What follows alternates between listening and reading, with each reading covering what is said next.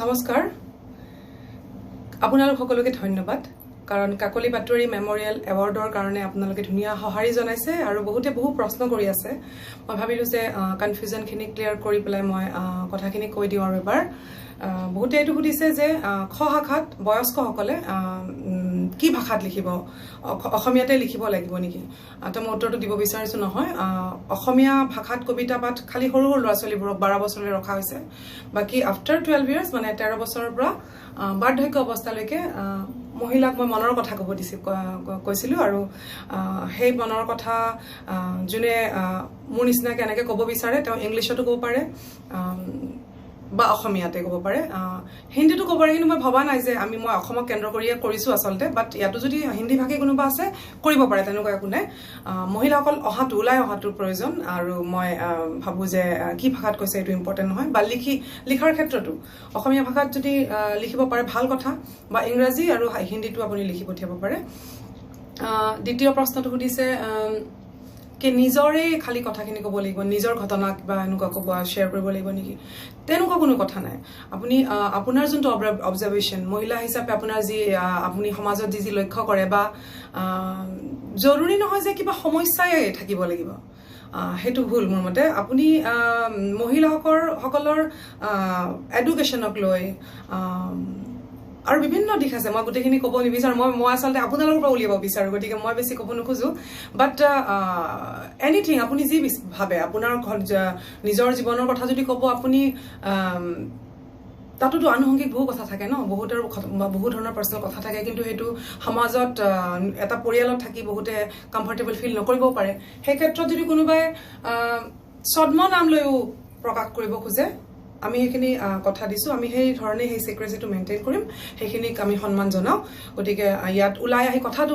পইণ্টটো important কন্টেন্টটো important আৰু সমস্যা এটা কোৱা মানে সমস্যাৰ লগত সমাধানটো নিহিত হৈ থকাটোহে বেছি ইম্পৰ্টেন্ট তেতিয়াই মই ভাবো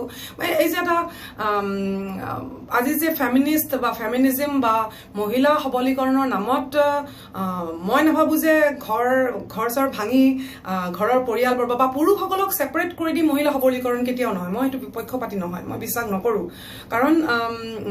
পুৰুষৰ বিভিন্ন ৰূপ আছে জৰুৰী নহয় যে এটা নকাৰাত্মক ৰূপ দাঙি পেলাই আমি কিবা কিবি চিঞৰি থাকিম আৰু সেইটো মহিলা সবলীকৰণ সেইটো ভুল কথা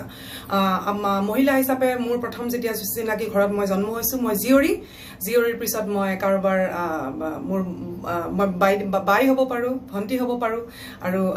তাৰ পিছত পত্নী হোৱাৰ পিছত মাতৃময় যোনটো ৰূপ আটাইতকৈ গৰিমাময় ৰূপ মই ভাবো গোটেইখিনি বা শাহু শহুৰৰ লগত গোটেইখিনি মানে ধুনীয়াকে ৰাখি যিমান পাৰো তাতো প্ৰবলেমছ প্ৰত্যেকটো সম্বন্ধতে কি বিভিন্ন ধৰণৰ তাক ৰেসপন্সিবিলিটি যেতিয়া আপুনি পালন কৰিব যাব তাত বহুত ধৰণৰ বস্তু দেখা দিব বাট তাক সকাৰাত্মকভাৱে সলভ কৰি ধুনীয়াকে উলাই অহাটোৱে মহিলা সবলীকৰণ য'ত আপুনি নিজৰ অস্তিত্বক বিলীন নকৰে যে আপোনাক কোনোবাই কিবা কিবি আপুনি জাস্ট পঢ়া শুনা কৰা নাই চাকৰি নকৰে গতিকে কোনোবাই কিবা কথা শুনাই থাকিব হেতু ভুল তাত আপোনাৰ নিজৰ স্বাভিমানটো ধুনীয়াকে আপুনি ৰখা উচিত অস্তিত্বটো ৰক্ষা কৰা উচিত আপোনাৰ মান সন্মান নিজে আপুনি ৰক্ষা কৰা উচিত কিন্তু তাৰ মানে এইটো নহয় যে মোক 9টা বজালৈ ছোৱালীবোৰ ঘূৰি আছে গতিকে হেতু মহিলা হ'ব হেতু ভুল হেতু ফেমিনি আমাৰ ভাৰতীয় যোনটো সংস্কাৰ বা পৰম্পৰাৰ বাহিৰত গৈ পেলাই